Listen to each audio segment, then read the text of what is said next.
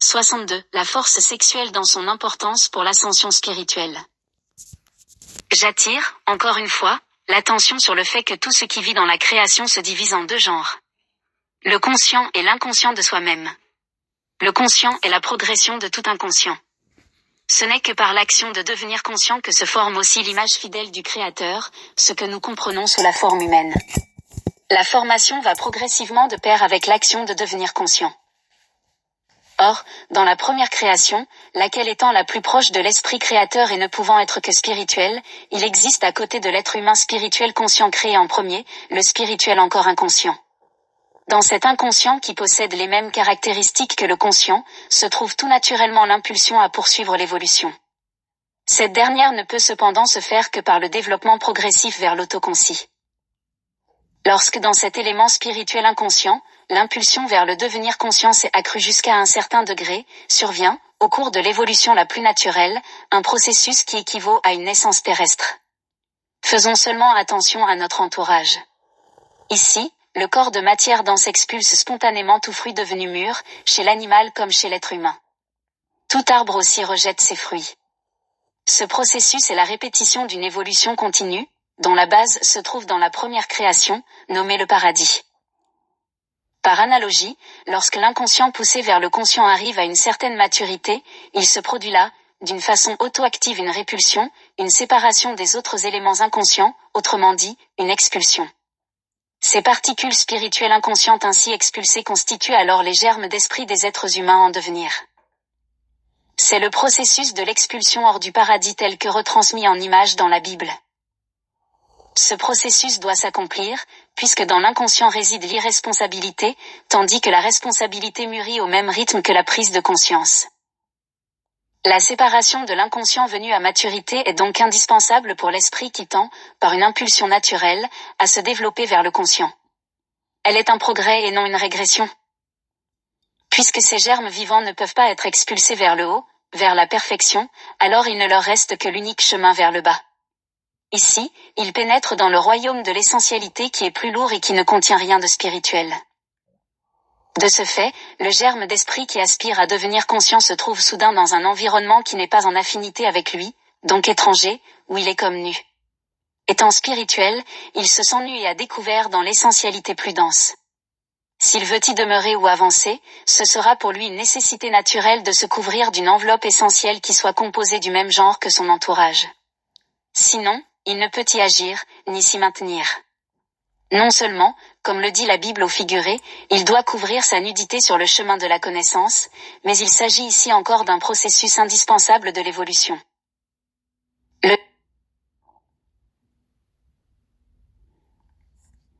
Le germe du futur esprit humain sera donc dirigé plus avant dans la matière par des voies naturelles. Ici, il s'entoure encore une fois de l'enveloppe nécessaire à la constitution de son nouvel entourage matériel. Maintenant, il se tient à l'extrémité de la matière fine. La Terre, toutefois, est le point de matière dense où se rencontre tout ce qui repose dans la création.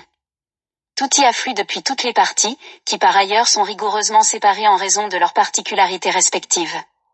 Tous les fils, tous les chemins convergent vers la Terre comme vers un point unificateur. En se nouant ici et en produisant de nouvelles réactions, de puissants courants de force sont projetés en un intense flamboiement dans l'univers. Il n'est rien de tel en aucun autre endroit de la matière. Sur cette terre se trouve l'expérience vécue la plus ardente, du fait de la réunion de tous les genres de la création à qui la matière est utile. Mais, encore une fois, il ne s'agit ici que de la jonction de tous les genres de la création, sans rien du divin ni du Saint-Esprit qui sont au-dessus et à l'extérieur de la création. Les ultimes émanations de ces expériences vécues sur terre affluent dès lors à la rencontre du germe d'esprit dès qu'il pénètre dans la matière fine. Il est baigné par ses effets. Ce sont eux qui l'attirent et l'aident à éveiller sa conscience et qui le portent à l'évolution. Encore sans lien, donc sans faute, au seuil de toute matière, le germe d'esprit ressent les prolongements des vibrations des fortes expériences vécues qui se déroulent dans la formation et la décomposition de toute matière. Il lui vient alors le désir de les connaître de plus proche. Mais dès qu'il en formule le désir, il se règle par cela même, volontairement, à une vibration quelconque, qu'elle soit bonne ou mauvaise. En vertu de la loi d'attraction des affinités, il est attiré par une affinité qui est plus forte que la sienne. Il sera entraîné jusqu'au point où l'on met son désir en pratique d'une manière plus forte que ne l'était son propre vœu. Avec un tel désir intérieur, se densifier aussitôt son enveloppe de matière fine, de façon correspondante à ce désir, et la loi de la pesanteur le fait s'enfoncer davantage vers le bas. La réelle expérience vécue de son désir ne lui offre, en définitive, qu'uniquement la terre de matière dense. Il est poussé ainsi jusqu'à la naissance terrestre, parce qu'il veut non seulement butiner et goûter, mais jouir. Plus le désir des jouissances terrestres qu'éprouve l'esprit éveillé en butinant devient intense, plus dense se forme aussi l'enveloppe de matière fine qu'il porte. Elle devient aussi plus lourde et s'enfonce ainsi lentement, vers le bas, vers le plan terrestre où s'offre la seule possibilité de réaliser ses désirs. Mais, lorsqu'il est arrivé jusqu'à ce plan terrestre, il a atteint le degré de maturité pour la naissance terrestre. C'est là qu'intervient la loi de la force d'attraction des affinités encore plus nettement. Chacun des esprits inachevés est attiré, exactement d'après son désir ou son penchant qu'il porte, comme par un aimant, vers l'endroit où il peut réaliser le contenu de son désir par les êtres humains de la terre. Par exemple, s'il a un désir de dominer, il ne naîtra pas dans les conditions où il peut vivre lui-même un exaucement de son désir, mais il sera, au contraire, attiré par un être humain qui porte en lui la forte tendance à la domination, donc qui ressent de la même manière que lui, et ainsi de suite. Ainsi, peut-il racheter en partie le mal ou trouver le bonheur dans le juste? Au moins, en a-t-il l'occasion. À partir de cela, on admet de façon erronée l'existence d'une hérédité des qualités ou des facultés spirituelles. C'est faux. Extérieurement, cela peut, en effet, paraître ainsi. Mais en réalité, un être humain ne peut rien céder à ses enfants de son esprit vivant. Il n'y a pas d'hérédité spirituelle. Aucun être humain n'a la possibilité de céder ne serait-ce qu'un grain de poussière de son esprit vivant. Sur ce point, une erreur fut cultivée qui étend son ombre entravante et génératrice de confusion sur beaucoup de choses.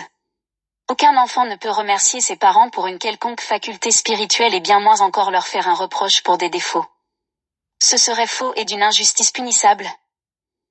Cette merveilleuse œuvre de la création n'est pas aussi pleine de lacunes, d'imperfections, qu'elle puisse admettre l'arbitraire ou le hasard de l'hérédité spirituelle. Cette force d'attraction des affinités si importante lors des naissances, peut émaner du père comme de la mère, de même que de tout un chacun qui se trouve dans la proximité de la future mère. C'est pourquoi une future mère devrait user de grande prudence dans le choix de son entourage. Il faut ici considérer que la force intérieure réside de façon prédominante dans les faiblesses, et non dans le caractère extérieur. Les faiblesses procurent d'importantes périodes d'expérience dans la vie intérieure, lesquelles dégagent une force d'attraction intense. La venue terrestre de l'être humain se compose donc de la procréation, de l'incarnation et de la naissance. L'incarnation, donc l'entrée de l'âme, s'effectue au milieu de la grossesse. La maturité croissante de part et d'autre, celle de la future mère et celle de l'âme aspirant à l'incarnation, provoque une liaison spéciale plus terrestre. C'est là une irradiation provoquée par l'état de maturité réciproque des deux éléments en présence, lesquels, dans leur évolution, aspirent irrésistiblement et de façon naturelle l'un vers l'autre. Cette irradiation devient toujours plus forte, enchaîne plus solidement l'âme et la future mère, l'une à l'autre, jusqu'à ce que finalement le corps qui se développe dans le sein de la mère atteigne un certain degré de maturité qui lui permet d'aspirer l'âme. Cet instant de l'entrée ou de l'aspiration provoque, conformément à la nature, la première secousse du petit corps sous forme de tressaillements qu'on nomme les premiers mouvements de l'enfant. Très souvent, cela entraîne une transformation dans les intuitions de la future mère. Selon le genre de l'âme humaine, cette entrée la comble de joie ou de tourment. Avec le petit corps, l'âme humaine ainsi développée se couvre du manteau de matière dense qui lui est nécessaire afin de pouvoir vivre intégralement dans la matière dense terrestre, afin de pouvoir entendre, voir et sentir, ce qui n'est possible que grâce à une enveloppe de même matière, de même genre, autrement dit par un instrument. Alors seulement, il peut passer du grignotage à la dégustation réelle et ainsi à l'appréciation. Que l'âme doive d'abord apprendre à se servir de ce nouveau corps comme d'un instrument et à le maîtriser est bien compréhensible. Telle est, brièvement résumée, l'évolution de l'être humain jusqu'à sa première naissance terrestre. Car il y a déjà longtemps que l'ordre naturel ne peut plus faire venir une âme sur la terre pour une première incarnation, les naissances ramènent au contraire des âmes qui ont déjà passé au moins une existence terrestre. C'est pourquoi, lors de la naissance, elles sont déjà empêtrées dans un karma complexe. C'est la force sexuelle qui permettra de s'en libérer. Au cours de toutes les années d'enfance, Par l'enveloppement du corps de matière dense, l'âme d'un être humain est séparée des courants qui cherchent à l'atteindre de l'extérieur. Tout mal obscur que ranime le plan terrestre trouve son chemin vers l'âme qui est isolée par le corps terrestre de matière dense. Il ne peut donc avoir aucune influence sur l'enfant, ni lui porter préjudice. Mais, le mal qu'une âme réincarnée apporte avec elle de l'expérience antérieure vécue, lui demeure naturellement attaché pendant son enfance. Le corps forme ce mur de séparation aussi longtemps qu'il est encore inachevé et immature. C'est comme si l'âme s'était retirée dans un château fort dont le pont-levis a été levé. Au cours de ces années, un infranchissable gouffre subsiste entre l'âme de l'enfant et la création de matière fine où vivent les vibrations de matière fine de faute et d'expiation. En sécurité dans l'enveloppe terrestre, l'âme mûrit pour devenir responsable et attend l'instant qui fera abaisser le pont-levis qui mène à la véritable vie dans la matière. Là où la libre volonté ne s'exerce pas encore, le Créateur a implanté par les lois naturelles dans chaque créature l'instinct d'imitation à la place de la libre volonté. De façon générale, on le nomme réceptivité de la jeunesse. L'instinct d'imitation doit préparer le développement pour la vie terrestre. Chez l'animal, il sera enrichi et soutenu par l'expérience, mais chez l'être humain, il est élevé par l'esprit au niveau de l'action consciente dans le libre vouloir. Dans le corps de l'enfant, il manque à l'esprit incarné un pont de radiation, celui-ci ne peut se constituer qu'au moment de la maturité corporelle par la force sexuelle. Ce pont manque à l'esprit dont l'activité pleinement efficace et réellement agissante dans la création ne peut être effectuée que par la possibilité d'une radiation continue à travers tous les genres de la création. Car c'est uniquement dans les radiations que réside la vie et c'est uniquement à partir d'elles et à travers elles qu'arrive le mouvement. Pendant ce temps, l'enfant, qui ne peut agir pleinement et sans lacune sur son entourage qu'à partir de sa partie essentielle, mais non à partir du noyau spirituel, ne porte, vis-à-vis des lois de la création, à peine plus de responsabilité que l'animal le plus hautement développé. Entre-temps, le jeune corps mûrit, peu à peu, s'éveille en lui la force sexuelle qui ne réside que dans la matière dense. Elle est la fleur la plus fine et la plus noble de toute la matière dense, la plus élevée que la création de matière dense puisse offrir. Dans sa finesse, elle constitue le sommet de toute matière dense, donc du terrestre, et ce qui s'approche le plus de l'essentialité en tant qu'extrême ramification vivante de la matière. La force sexuelle est la vie pulsante de la matière, et peut seule former le pont avec l'essentialité qui, à son tour, sert d'intermédiaire avec le spirituel. Pour cette raison, l'éveil de la force sexuelle dans le corps de matière dense est comme le processus de l'abaissement du pont-levis d'un château fort jusqu'alors refermé sur lui-même. Ainsi, l'habitant de ce château fort, donc l'âme humaine, peut en sortir parfaitement équipé et prêt au combat. Mais les amis ou les ennemis qui assiègent le château fort peuvent aussi entrer de la même manière. Ces amis ou ces ennemis sont en premier lieu, les courants bons ou mauvais de matière fine, mais ce sont aussi des habitants de l'au-delà qui guettent l'instant où, par un désir quelconque, on leur tend la main, ce qui leur permet de s'accrocher solidement et d'exercer une influence du même genre.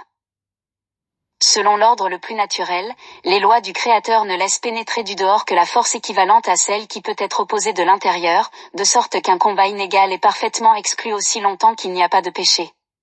Car tout instinct sexuel antinaturel, provoqué par une excitation artificielle, ouvre prématurément ce solide château fort, n'étant pas équipé convenablement, l'âme devra succomber. Elle succombera aux mauvais courants de matière fine qui feront éruption et auxquels elle aurait très certainement pu résister. Lors d'une maturation normale, et selon un processus naturel, il ne peut toujours y avoir de part et d'autre que des forces égales. Mais ce qui est déterminant en l'occurrence, c'est la volonté de l'habitant du château, non celle de l'assiégeant.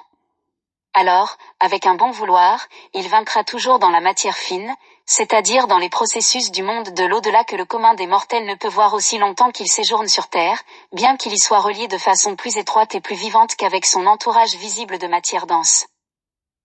Mais si le châtelain tend volontairement la main à un ami ou à un ennemi de matière fine extérieure, ou encore à des courants, cela par son propre désir et sa libre décision, il en va naturellement tout autrement.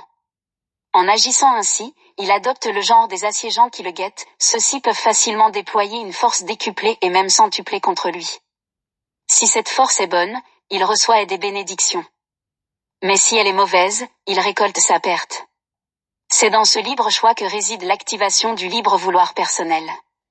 Lorsqu'il est parvenu à une décision, il demeure absolument soumis aux conséquences. Mais de celle-ci, sa libre volonté est exclue.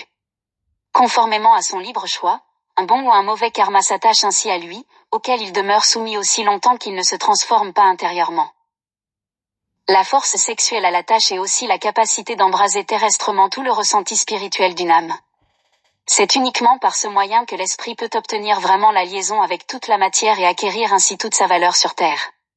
C'est alors seulement qu'il peut embrasser tout ce qui est nécessaire pour acquérir dans cette matière sa pleine valeur, pour s'y tenir solidement, y agir de façon pénétrante, y trouver une protection, avec un équipement parfait, y exercer une défense victorieuse. Il réside quelque chose de puissant dans cette liaison. C'est le but principal de cette énigmatique et incommensurable pulsion naturelle. Il doit aider le spirituel à se déployer dans cette matière jusqu'à sa pleine force d'action. Sans cette force sexuelle, il serait impossible, faute de transition, de parvenir à l'animation et à la maîtrise de toute la matière. L'esprit devrait demeurer trop étranger à la matière pour pouvoir vraiment s'y achever. C'est ainsi que l'esprit humain reçoit sa pleine force, sa chaleur et sa vitalité. C'est alors seulement qu'il peut combattre sur terre. Mais c'est alors aussi qu'intervient la responsabilité, le point décisif dans l'existence de tout être humain. Mais la sage justice du Créateur donne à l'être humain parvenu à cet important point, non seulement la possibilité, mais encore l'impulsion naturelle pour se débarrasser facilement et sans peine de tout karma dont il aura jusque-là chargé son libre vouloir. Si l'être humain laisse passer ce laps de temps, alors c'est de sa faute. Réfléchissez donc une fois, avec l'entrée de la force sexuelle s'anime en premier lieu une puissante force d'élan vers le haut, vers tout ce qui est idéal, beau et pur. On peut nettement l'observer chez la jeunesse non corrompue des deux sexes. De là, la rêverie des années de jeunesse hélas. Si souvent raillée par les adultes. De là aussi, durant ces années, les inexprimables intuitions si souvent empreintes de mélancolie. Les heures où il semble qu'un jeune homme ou une jeune fille est à supporter la douleur du monde entier, où des pressentiments du profond sérieux de l'existence s'approchent d'eux, ne sont pas sans fondement. Aussi le sentiment si souvent éprouvé de n'être compris de personne porte en soi beaucoup de vrai. C'est la reconnaissance momentanée de la fausse structure qui les entoure, de cet entourage qui ne veut ni ne peut comprendre l'élan sacré d'un pur envol vers les hauteurs, qui n'est satisfait seulement que lorsque cette intuition si fortement exhortante dans les âmes mûrissantes est ramenée vers le bas, dans le réel, plus prosaïque, plus compréhensible de cet entourage, qu'il considère comme mieux adapté à l'humanité et qu'il tient aussi dans son intelligence bornée comme étant seul normal et saint. Le charme mystérieux irradiant d'une jeune fille ou d'un jeune homme non corrompu n'est rien d'autre que le pur élan de la force sexuelle qui s'éveille vers ce qui est élevé, noble, en union avec la force spirituelle et que ressent intuitivement l'entourage. Avec sollicitude, le Créateur a pris soin que cet éveil arrive chez l'être humain uniquement à un âge où il peut être parfaitement conscient de son vouloir et de son comportement. L'époque est alors venue où il peut et doit se débarrasser, en se jouant, de tout son passé grâce à la pleine force qui repose maintenant en lui.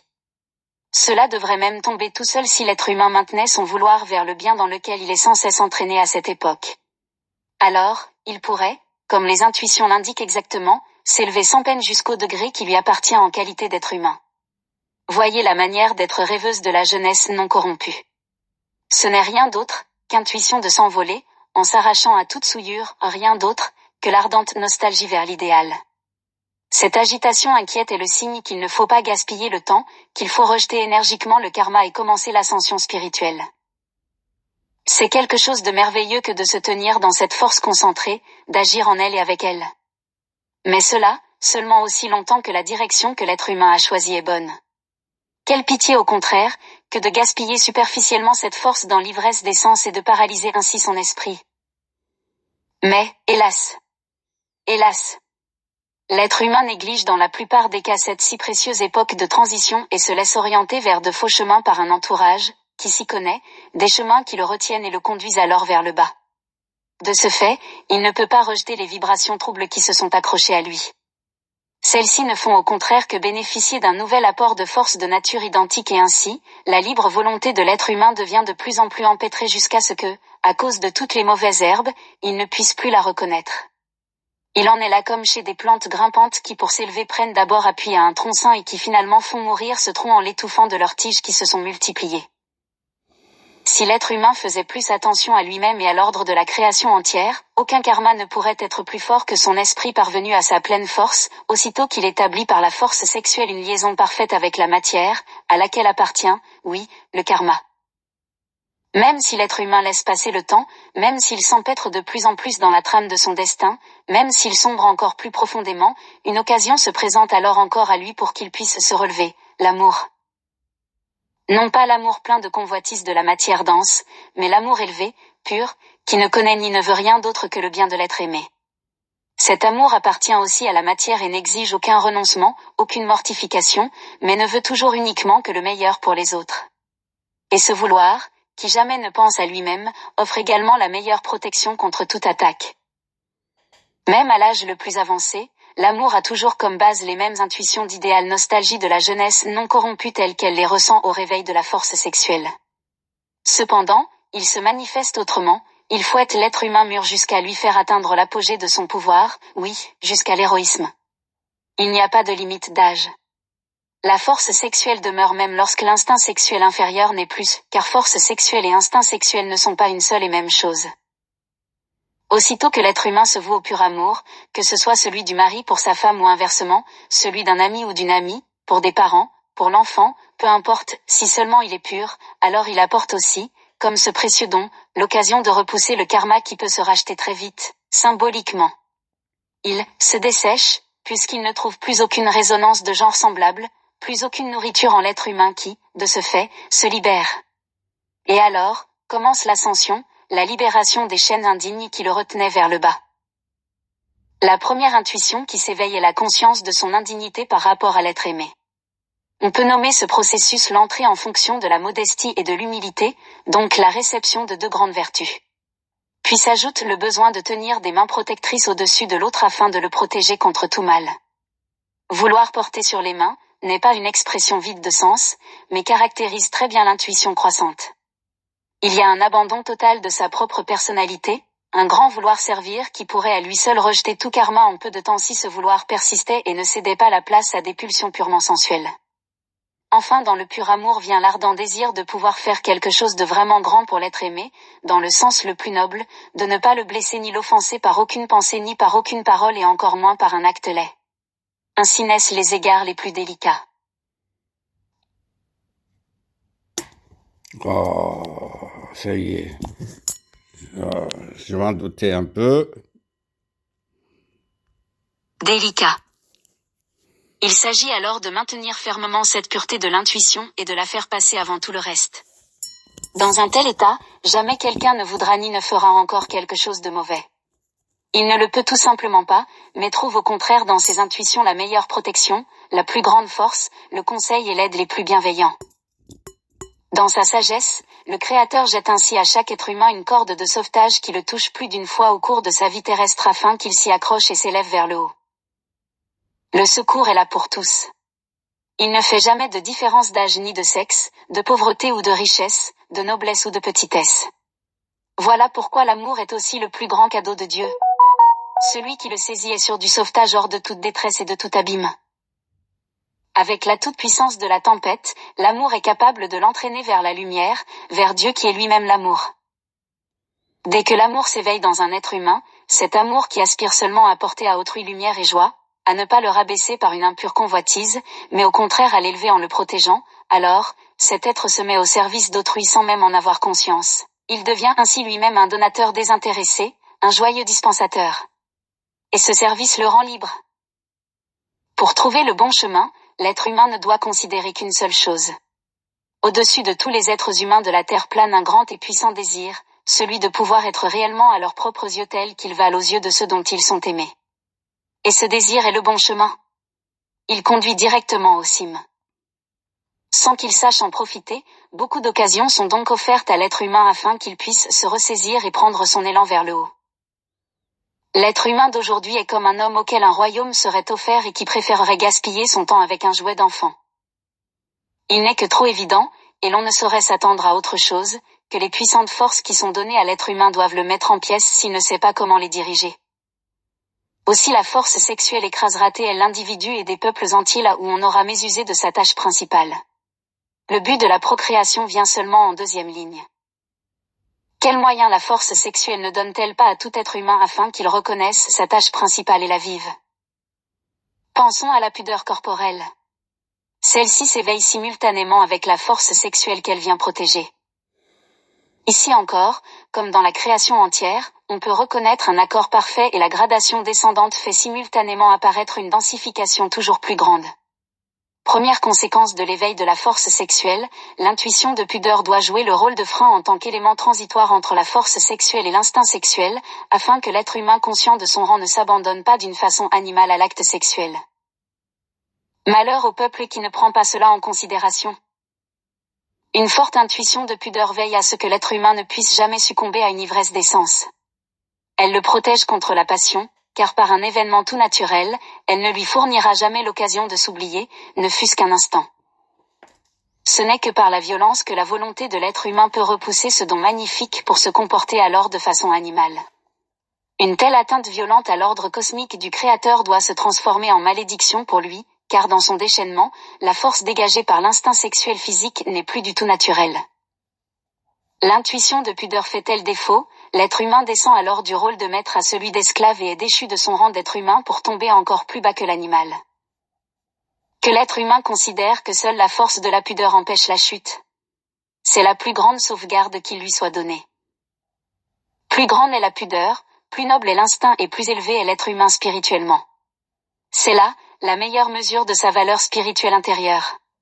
Cette mesure est infaillible et facile à reconnaître pour chaque être humain. Avec l'étouffement ou le refoulement du sentiment de pudeur extérieure, les plus fines et les plus précieuses qualités animiques sont aussi simultanément étouffées et ainsi, on déprécie l'être humain intérieur. C'est le signe infaillible de la profondeur de la chute et de l'imminence de la ruine lorsque l'humanité commence sous le mensonge du soi-disant progrès à vouloir s'élever au-dessus du joyau du sentiment de pudeur, progrès qui contribue sous tous les rapports au développement de la chute, que ce soit sous le couvert du sport, des soins de santé, de la mode, de l'éducation des enfants ou sous tant d'autres prétextes qui sont bienvenus. La décadence et l'effondrement ne peuvent alors plus être arrêtés et seule une terreur extrême peut encore en ramener quelques-uns à la raison. Et pourtant, tout a été rendu facile à l'être humain, pour s'élancer vers les cimes. Il avait seulement besoin de devenir naturel. Mais être naturel ne signifie pas courir en rond à moitié nu ou se promener pieds nus dans des vêtements extravagants. Être naturel signifie prêter soigneusement attention aux intuitions intérieures et ne pas se soustraire de force à leurs avertissements seulement pour ne pas être considérés comme des gens qui ne sont pas à la page. Plus de la moitié de tous les êtres humains sont tombés aujourd'hui, hélas, à un point tel, qu'ils sont trop stupides pour comprendre encore leurs intuitions naturelles. Ils ont eux-mêmes beaucoup trop rétréci leur horizon. Un cri de terreur et d'épouvante marquera la fin de tout cela. Heureux celui qui pourra faire revivre le sentiment de la pudeur. Quand tout le reste tombera en ruine, ce sera pour lui un bouclier et un soutien. Message du Graal de Abdruchin. Message du Graal de Abdruchin, résonance du message du Graal. Voilà, chers amis, cette conférence, je l'ai lue au moins 50 fois, je le lis chaque année, chaque trimestre, et chaque fois que ce problème se pose dans mon entourage ou à moi-même. Vous avez remarqué que c'est une conférence longue, complexe. Pour comprendre les concepts et les notions, il faut revenir à ma vidéo dernière, là, à propos de la création de l'homme et le processus de la réincarnation. Bien, donc, il y a beaucoup de mots-clés: l'ivresse d'essence, l'amour, la pudeur, la vieillesse, la jeunesse. Quelles sont les causes de la décadence actuelle? La pudeur, être naturel, les intuitions. Il y a tellement de concepts, d'idées qu'il faut approfondir. Il faut des livres entiers pour encore élucider cette conférence. Le concept de, est-ce que ça enregistre? Des irradiations du sang, on en parle dans d'autres conférences, car le processus hormonal, les glandes endocrines vont modifier les irradiations du sang. Moi, pour ceux qui ne me connaissent pas, je suis cardiologue réanimateur, j'ai travaillé des années avec le SAMU de Paris et je fais beaucoup de physiologie, j'ai réanimé beaucoup de même mourants qui ont fait des crises cardiaques. Donc, il faut revenir à la vidéo précédente. Je vais vous mettre les liens à propos de la création de l'homme. Il y a d'autres conférences dans le message qui parlent du sang, du mystère du sang, de la nourriture, l'âge, je me répète. Bien, alors, Suivez vos intuitions, soyez naturel, c'est-à-dire le travail sur soi consiste à s'observer et regarder ce qui vient de l'intellect, ce qui vient du mental et ce qui vient de l'intuition, car l'intuition vient de ce noyau magnétique dont je parle souvent. Ok, travaillez bien, approfondissez, prenez un papier, un crayon et notez dans des bulles comme ça tous ces concepts et essayez de les relier ensemble. C'est ça. D'accord? Courage. Hop. Et quand même 30 minutes.